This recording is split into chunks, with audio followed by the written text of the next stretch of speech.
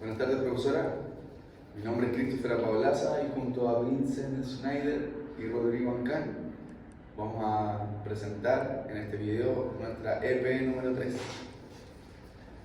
Leyes y normativas en construcción. En primera instancia vamos a mencionar las funciones del director de obras, según la Ley General de Urbanismo y Construcción.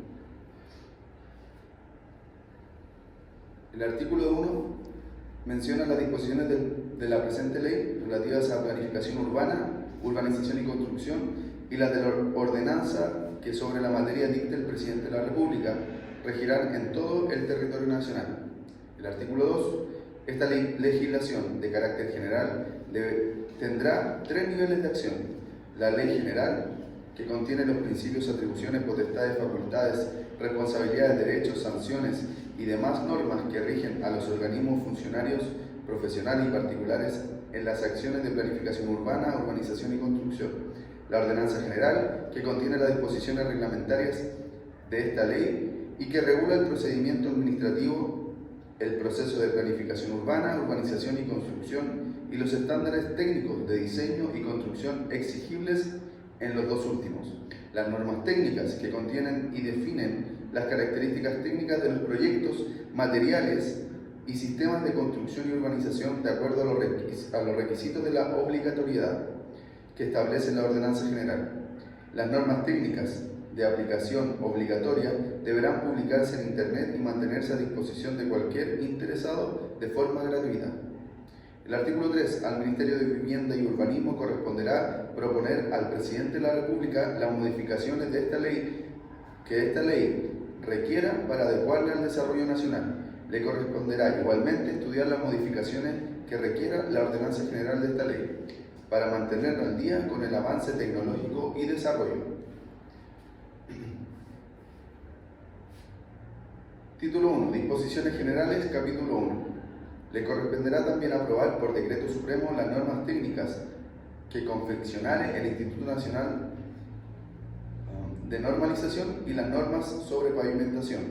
El decreto supremo mencionado en el inciso precedente se dictará por el Ministerio de Vivienda y Urbanismo, por orden del Presidente de la República.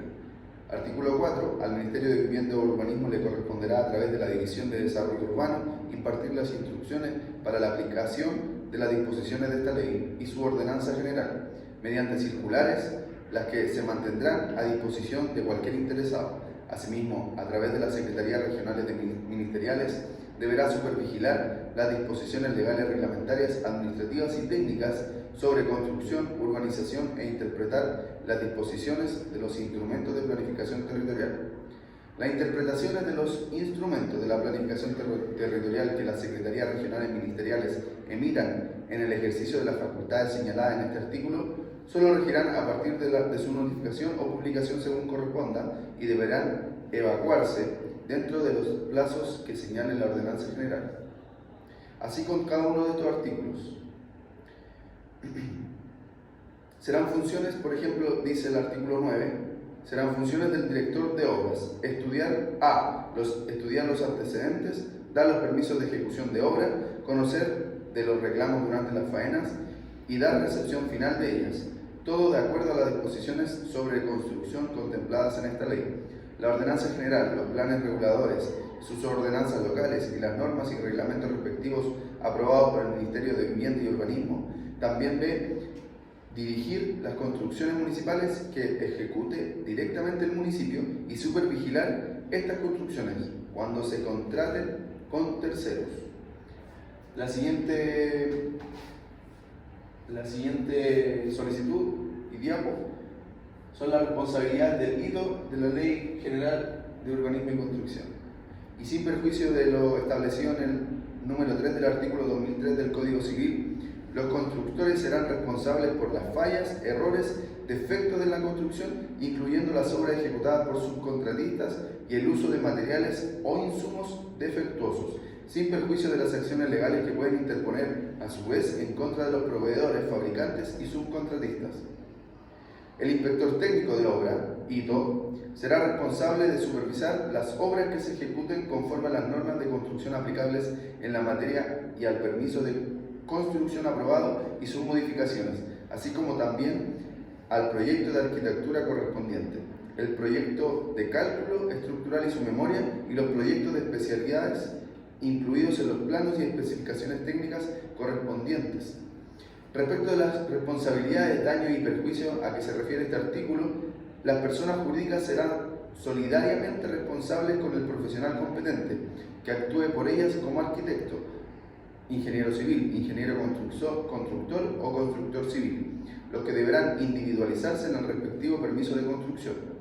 El propietario, primer vendedor, estará obligado a incluir en la escritura pública de compraventa una nómina que contenga la individualización del arquitecto que realizó el proyecto de arquitectura, del profesional que realizó el proyecto de cálculo estructural, del profesional a cargo de la obra, de los profesionales a cargo de los proyectos de especialidades, así como del inspector técnico de obra, ITO, del revisor independientemente de obras de construcción, del revisor del proyecto del cálculo estructural y del profesional a cargo de la elaboración del plan de emergencia cuando corresponda, a quienes pueda asistir responsabilidad de acuerdo a esta ley.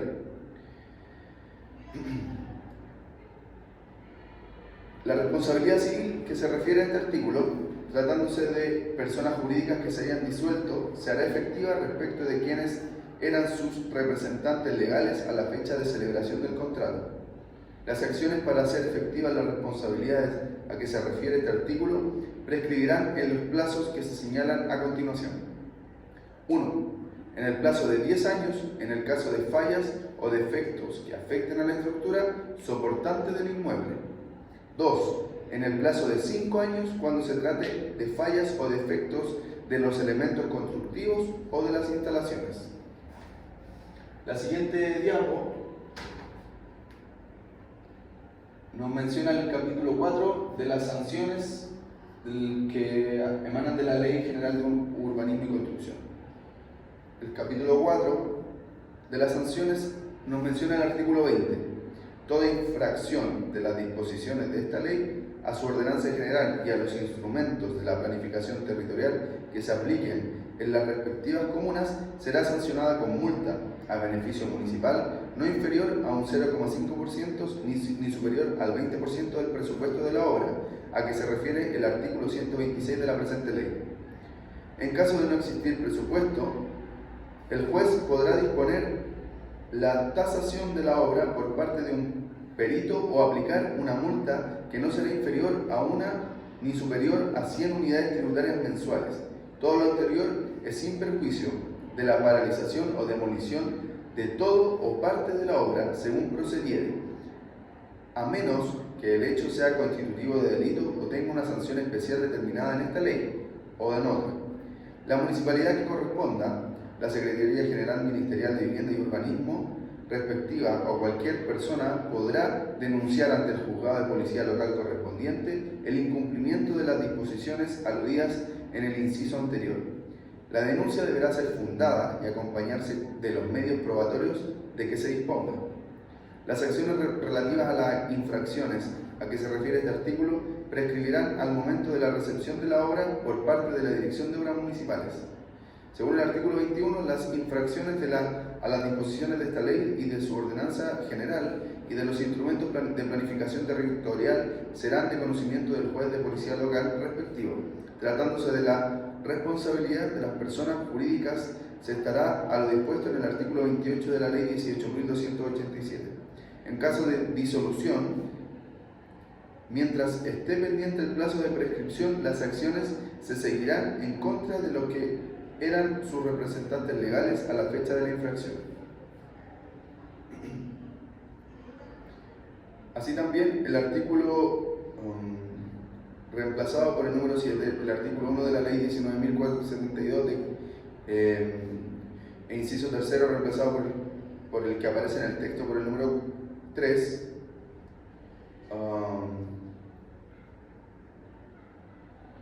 menciona que el Ministerio de Vivienda y Urbanismo o los secretarios regionales del mismo podrán requerir del Consejo de Defensa del Estado la iniciación de las acciones criminales que procedan, cuando comprobaren que el alcalde de una municipalidad ha incurrido en violaciones de las disposiciones de la presente ley, de su ordenanza general u ordenanzas locales, sin que sea necesaria para estos efectos la declaración previa de ilegalidad de los decretos del alcalde. El siguiente diapo hace referencia al capítulo 2 de la planificación urbana, en particular de la Ley General de Urbanismo y Construcción. Capítulo 2 de la planificación, ¿cierto? El párrafo preliminar nos menciona ámbitos de competencia y medidas de transparencia en la planificación urbana. Artículo 28. La planificación urbana se efectuará en 3 niveles de acción que corresponden a 3 tipos de áreas: nacional, intercomunal y comunal. Cada instrumento de planificación urbana tendrá un ámbito de competencia propio en atención al área geográfica que abarca y a las materias que puede regular, en el cual prevalecerá sobre los demás. Sin perjuicio de lo anterior, los instrumentos podrán establecer solo para territorios no planificados disposiciones transitorias con carácter supletorio sobre las materias propias de otro nivel, sea este nivel superior o inferior, las que quedará sin efecto al momento de entrar en vigencia el instrumento de planificación territorial que contenga las normas correspondientes a ese ámbito de competencia. Estas disposiciones transitorias no serán imperativas para el nuevo instrumento. Los planos de detalle serán elaborados por el municipio o por la Secretaría General Ministerial de Vivienda y Urbanismo, según especifiquen planes de nivel comunal o intercomunal. Con el mérito de todos los antecedentes y un informe que justifique la propuesta y su consistencia con el instrumento especificado, el proyecto será sometido a la aprobación del Consejo Municipal si se trata de planes comunales o seccionales, o a la del Consejo Regional y en el caso de los planes intercomunales. Los planos serán promulgados por decreto alcaldicio o resolución del intendente, según sea el caso. El siguiente diapo hace referencia a los componentes del plan regulador comunal, según la Ley General de Urbanismo y Construcción, de la planificación urbana.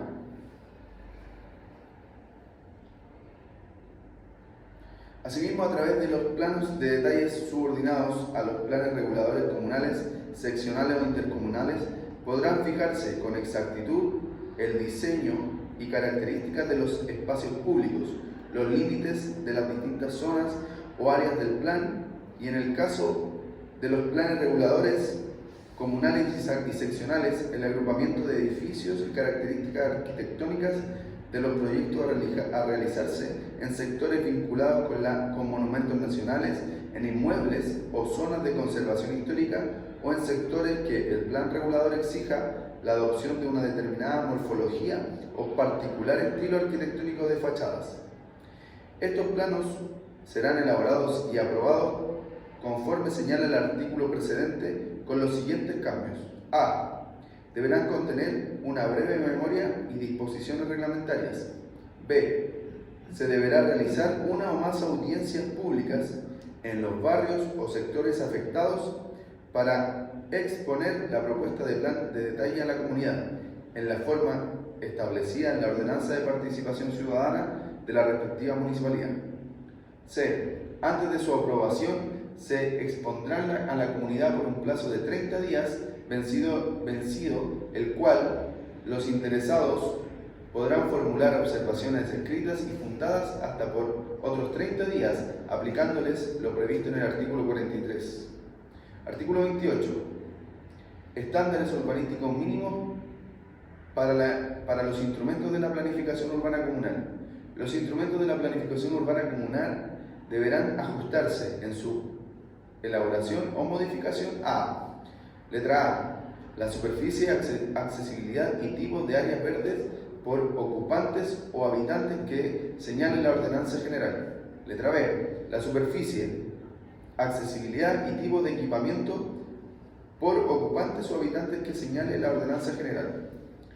El mínimo, letra C, el mínimo de estacionamientos que estarán localizados en el interior del predio que determine la ordenanza general, con las excepciones que esta misma establezca, Para el caso de viviendas será 1 por cada 2 unidades, a menos de que el propio instrumento contemple límites.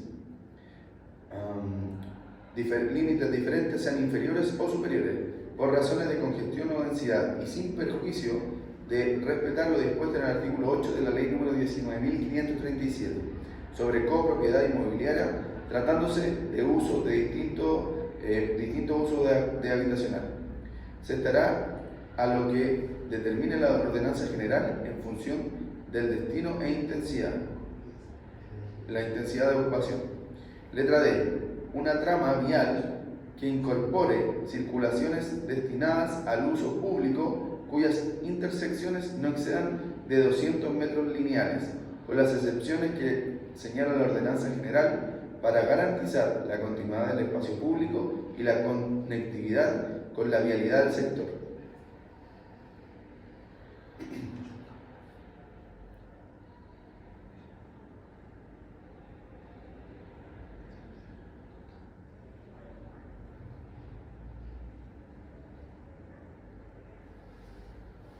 Bien, a continuación, Rodrigo Ancán va a continuar con la presentación.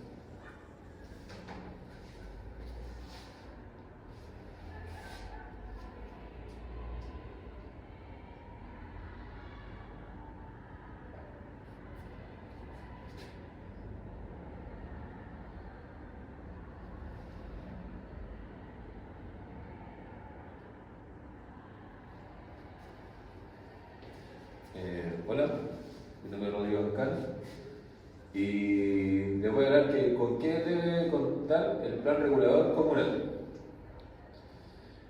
En el artículo 47 dice: las comunas deben estar sujetas a planificación urbana intercomunal. Todos aquellos centros poblados de una comuna que tengan una población de 7.000 habitantes o más, aquellos centros poblados de una comuna que sean afectados por una destrucción total o parcial, aquellos centros poblados de una comuna que la Secretaría Regional Ministerial de la Vivienda y Urbanismo respectiva disponga mediante resolución.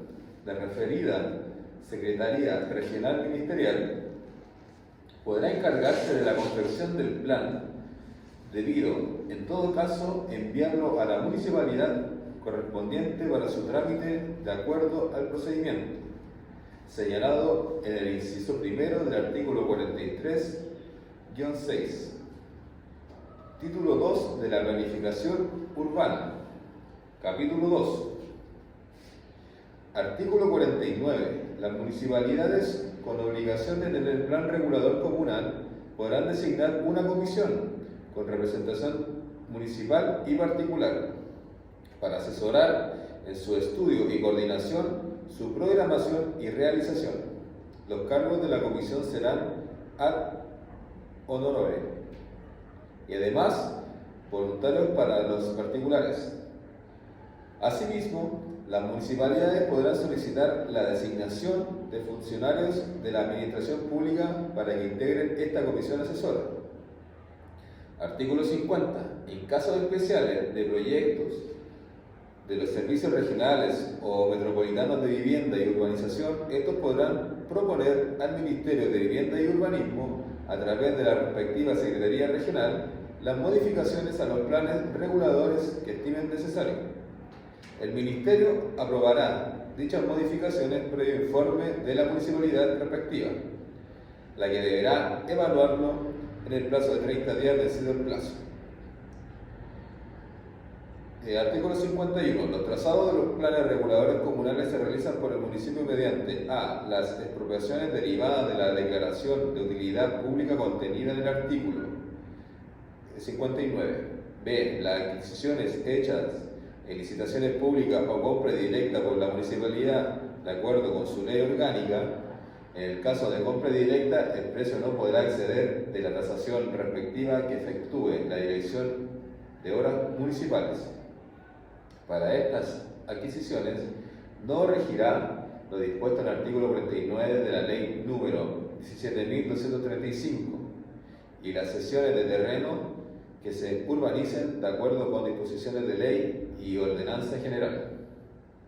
En la siguiente diapositiva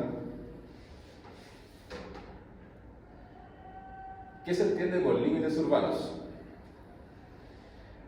En el artículo 52 se entenderá por límite urbano, para los efectos de la presente ley, de la Ley Orgánica de Municipalidades, la línea imaginaria que delimita las áreas urbanas de las extensiones urbanas que conforman los centros poblados, diferenciándolos del resto del área comunal. En el artículo 53, la fijación de límites urbanos de los centros poblados que no cuenten con plan regulador, sus modificaciones se sujetarán a la misma tramitación señalada en el inciso primero del artículo 43, debido recalcarse, además, informa a la Secretaría Regional Ministerial de Agricultura, organismo que deberá emitirlo dentro del plazo de 15 días, contados desde que sea requerido por la municipalidad. Vencido dicho plazo, se tendrá por evacuado sin observaciones. En el artículo 54, en las ciudades en que se aprobare un plan regulador el límite urbano fijado, por este reemplazará automáticamente el límite urbano anterior. Cuando se amplíe el límite urbano de un plan regulador, se definirá simultáneamente el uso del suelo, que corresponda a los terrenos que incorporen al área urbana. Artículo 55. Fuera de los límites urbanos establecidos en los planes reguladores, no será permitido abrir calles, subdividir para forma de poblaciones, ni levantar construcciones, salvo aquellas que fueren necesarias para la explotación agrícola del inmueble o para la vivienda del propietario del mismo o sus trabajadores, o para la construcción de conjuntos habitacionales, de viviendas sociales o de viviendas de hasta un valor de 1000 unidades de fomento, que cuenten con los requisitos para obtener el subsidio del Estado. Corresponderá a la Secretaría Regional de Vivienda y Urbanismo respectiva cautelar de las subdivisiones y construcciones en terrenos rurales, con fines ajenos a la agricultura, no origen nuevos núcleos urbanos al margen de la planificación urbana, intercomunal, con dicho objeto, cuando sea necesario subdividir y urbanizar terrenos rurales para complementar alguna actividad industrial con viviendas, dotar de equipamiento a algún sector rural o habilitar un balneario o campamento turístico para la construcción de conjuntos habitacionales de viviendas sociales o viviendas de hasta un valor de 1000 UF, que cuenten con los requisitos para obtener el subsidio del Estado de la organización que otorgue la Secretaría Regional del Ministerio de Agricultura, requerirá de un informe previo favorable de la Secretaría Regional del Ministerio de Vivienda y Urbanismo. Capítulo 2 de la planificación urbana, capítulo 3. Título 2, capítulo 3. Igualmente, las construcciones industriales de infraestructura, de equipamiento, turismo y poblaciones fuera de los límites urbanos requerirán previamente la aprobación correspondiente de la Dirección de Obras Municipales, del informe favorable de la Secretaría Regional del Ministerio de Vivienda y Urbanismo y del Servicio Agrícola que correspondan. El mismo informe será exigible a las obras de infraestructura, de transporte, sanitaria y energética que ejecute el Estado.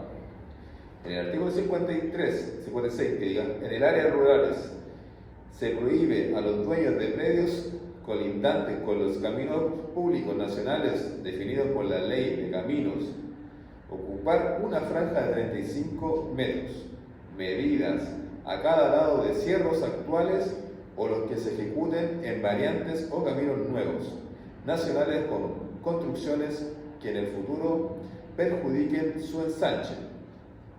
La apertura de nuevos caminos o calles que desemboquen en los caminos de carácter nacional o regional requerirán autorización de la Dirección de Vialidad del Ministerio de Obras Públicas, previo informe de la Dirección Planificación de Desarrollo Urbano del Ministerio de Vivienda y Urbanismo, cuando ellos incidan en que las áreas del plano regulador intercomunales. Pasamos a la siguiente diapo. Capítulo 4 del suelo urbano. Artículo 57.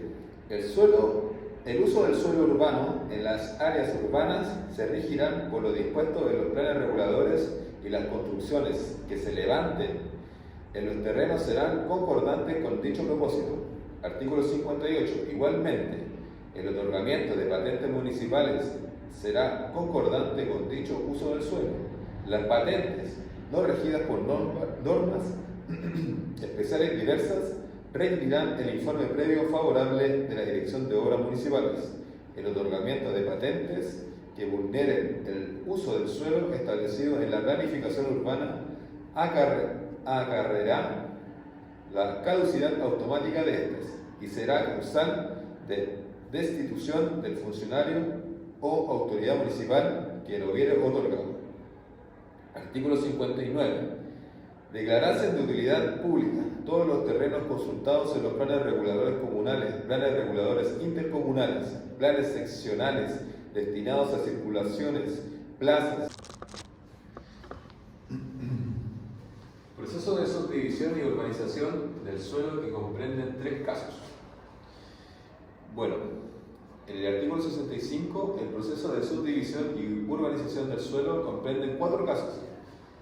El primero, subdivisión de terrenos sin que se requiera la ejecución de obras de urbanización por ser suficientes las existentes. 2. Loteos de terrenos condicionados a la ejecución de obras de urbanización, incluyendo como tales la apertura de calles y formación de nuevos barrios o poblaciones.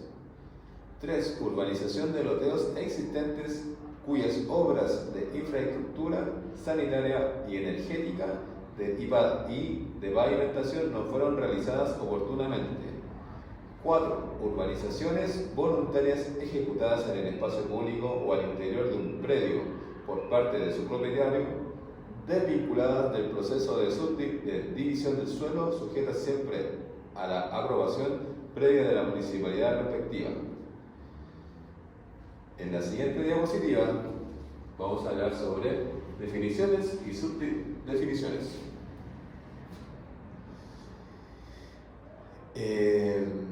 Dice, artículo 1.1. La presente ordenanza reglamentada de la Ley General de Urbanismo y Construcciones y regula el procedimiento administrativo del proceso de planificación urbana, el proceso de urbanización, el proceso de construcción, los estándares técnicos de diseño y de construcciones exigibles en los 2 últimos. Los plazos de día contenidos en la Ley General de Urbanismo y Construcciones de Ordenanza, en los que se indique expresamente que se trata de plazos de días hábiles, son de días corridos, con todo siempre que el último día de un plazo sea inhábil, se extenderá prorrogado al primer día hábil siguiente.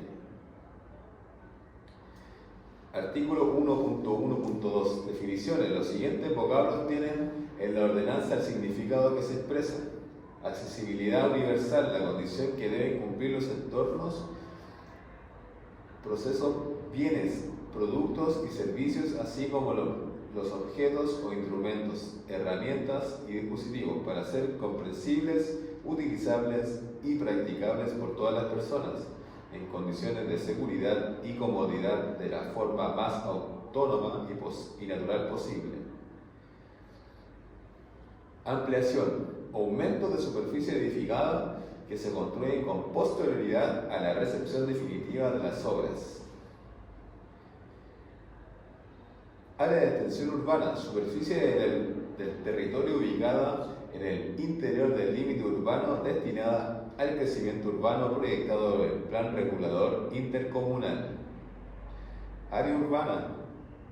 Superficie del territorio ubicada al interior del límite urbano destinada al desarrollo armónico de los centros poblados y sus actividades existentes y proyectadas por el instrumento de planificación territorial. Bandejón, superficie libre entre las calzadas que forma parte de la vía a la que pertenece. Barrio, área habitacional, industrial, comercial o mixta que se forma parte de una ciudad compuesta generalmente de un grupo de manzanas con características similares. Calle, vía vehicular de cualquier tipo que comunica con otras vías y que comprende tanto de calzadas como las aceras entre dos propiedades privadas o dos espacios de uso público, o entre una propiedad privada y un espacio de uso público. Construcción, obra de edificación o de urbanización. Construcción por parte, ejecución de las obras de edificación o urbanismo de un proyecto por partes que puedan recepcionarse independientemente. Diseño universal, la actividad por la que se conciben o proyectan desde el origen, entornos, procesos, bienes, productos, servicios, objetos, instrumentos, dispositivos o herramientas de forma que puedan ser utilizados por todas las personas en su mayor extensión posible.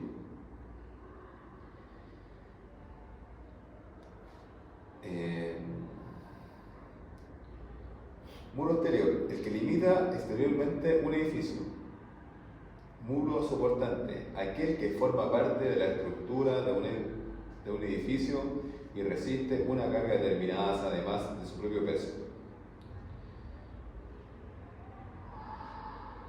Proyectista, profesional competente que tiene a su cargo la confección del proyecto de una obra sometida a las disposiciones de la Ley General de Urbanismo y Construcciones. Bueno, estas son algunas definiciones.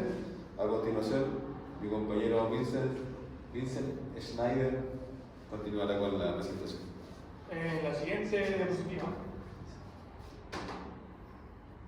Hablaremos del capítulo 4, disposiciones comunes a los permisos de urbanización e edificación. Artículo 141. La construcción de las obras de urbanización o de edificación de cualquier naturaleza, sean urbanas o rurales, requerirán permiso de la Dirección de Obras Municipales a petición del propietario, con las excepciones que señala esta ordenanza. El director de Obras Municipales concederá el permiso de urbanización o edificación de las antecedentes acompañados cumplen con el instrumento de planificación territorial y demás disposiciones de la Ley General de Urbanismo y de construcción de la presente ordenanza, previo pago de los derechos que procedan, sin prejuicio de las facilidades de pago contempladas de la citada Ley General. En este caso, el cumplimiento de las disposiciones señaladas en el inciso anterior se verificará sobre la base de antecedentes de bajo su responsabilidad. Hubiera acompañado el interesado y los profesionales competentes que se prueben la solicitud. Con el permiso de urbanización o edificación se aprobará a su vez el uso o destino que se le dará a las obras, el cual será concordante con el uso del suelo establecido en el respectivo instrumento de planificación territorial. No podrá cambiarse el destino de vivienda sin previa autorización, así como tampoco podrá modificarse el uso o destino. 116. De la Ley General de Urbanismo y Construcción. Las solicitudes y trámites para la obtención de certificados, autorizaciones y permisos de que trata de esta ordenanza y los actos de demás documentos de las direcciones de obras municipales podrán ser efectuados o expendidos mediante medios electrónicos. En tal caso, la Dirección de Obras Municipales respectivas y los interesados deben cumplir con el dispuesto en la Ley número 19.799 sobre documentos electrónicos, firma electrónica y servicio de certificación de dicha firma, su reglamento y las normas técnicas vigentes sobre la materia, sin prejuicio del cumplimiento de todos los requisitos que para cada actuación establece esta ordenanza. Para los efectos de lo dispuesto en el inciso anterior, los expedientes y documentos integrados por medio de electrónico deberán almacenarse en un repositorio o archivo electrónico especialmente habilitado para la seguridad y permanencia de dicha documentación, cuya conservación e integridad será resguardada conforme a las normas técnicas sobre seguridad y confidencialidad del documento electrónico. Título 1. Disposiciones Generales, capítulo 4. Artículo 142.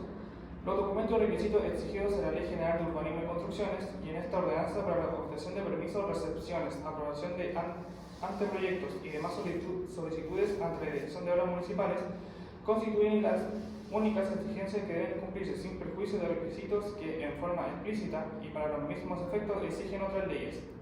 Cada expediente deberá llevar una ficha de control del trámite en que se registren tanto su fecha de ingreso como la fecha de emisión del acta de observaciones de reingreso, de las observaciones cumplidas de autorización para el pago de derechos que correspondan, de presentación del comprobante de derechos pagados y de entrega al interesado de la boleta de aprobación o permiso acompañada de las copias autorizadas de los planos y documentación que corresponda. Al recibir un ingreso, la Dirección de Obras Municipales entregará un comprobante debidamente timbrado y fechado, tratándose del ingreso de solicitudes de aprobación o permiso que acompañen una lista de antecedentes presentados. Deberá también entregarse al interesado una copia timbrada y fechada de dicha lista. El ingreso de solicitudes a la Dirección de Obras Municipales solo podrá ser rechazado cuando falte alguno de los antecedentes exigidos para cada tipo de permiso de esta ordenanza, en cuyo caso se debe emitir un comprobante de rechazo timbrado y fechado en el que precise la causa en que se funda el rechazo. No podrá rechazarse el ingreso de una solicitud si esta cuenta con un informe favorable de un revisor independiente. Título 1. Disposiciones generales. Capítulo 4. El predio o lote sobre el cual se solicita la emisión de un certificado de informaciones previas debe corresponder a un predio inscrito en la conservación de bienes raíces o en condiciones de ser enajenado por estar recibidas o garantizadas las obras de urbanización que corresponden. El certificado mantendrá su validez mientras no entregue eficacia o modificación al correspondiente instrumento de planificación territorial o las disposiciones legales o reglamentarias pertinentes que afecten las normas urbanísticas aplicables al predio. Asimismo, el certificado de informaciones previas que se emita para su lote resultante es un proyecto de loteo o subdivisión afecta a la declaratoria de una utilidad pública, que se cuenta el certificado de urbanización garantizada conforme a lo establecido en el inciso octavo del artículo 116 de la Ley General de Urbanismo y Construcción. Mantendrá su vigencia mientras no se alteren las condiciones aplicables al lote por modificaciones a los planes del referido proyecto o las normas urbanísticas legales o reglamentarias. En este último caso, la información que debe pronunciarse conforme al inciso sexto de este artículo será contenida en el proyecto aprobado del loteo de subdivisión afecta a la declaratoria de la utilidad pública. En la solicitud del certificado de informaciones previas se identificará el predio de que se trata, incluyendo una croquis que grafique su ubicación en las calles circundantes.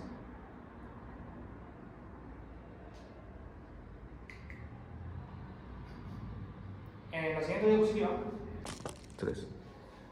Dibujo del capítulo 4 de las estaciones de estacionamiento, acceso y salida vehiculares.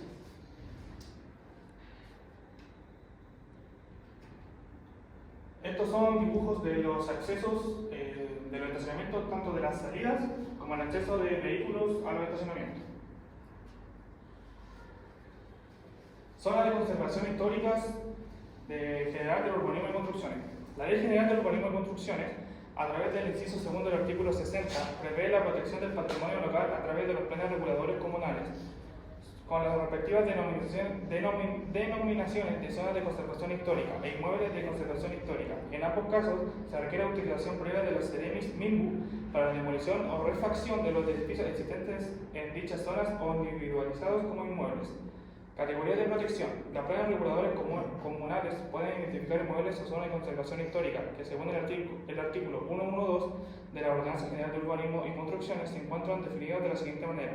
Inmueble de conservación histórica. El individualizado, como tal, es un instrumento de planificación territorial dadas sus características arquitectónicas, históricas o de valor cultural que no cuenta con declaración de monumento nacional.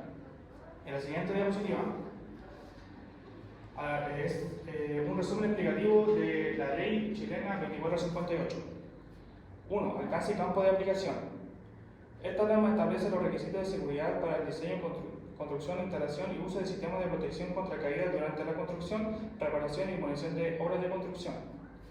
Las disposiciones de esta norma se aplican en la construcción en general, exceptuándose aquellas en las que, por sus especiales características, no se puede instalar un sistema de protección o se disponga de sistemas de protección equivalentes.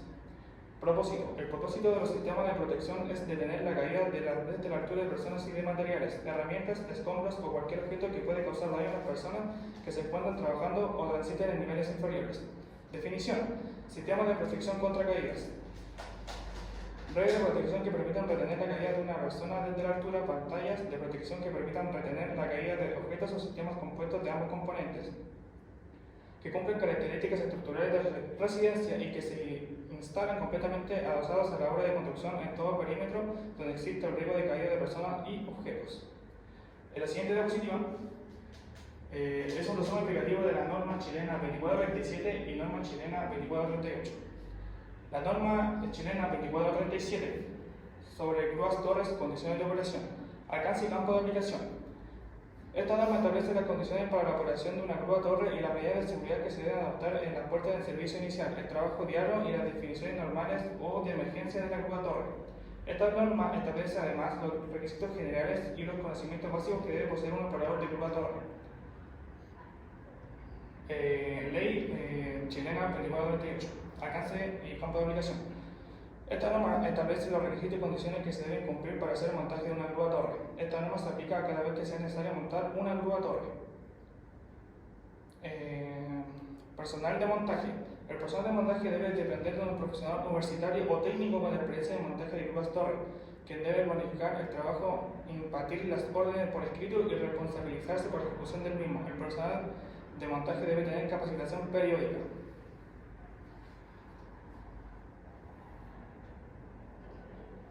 Sí. Con esto podemos finalizar nuestro trabajo, profesora. Muchas gracias por su atención.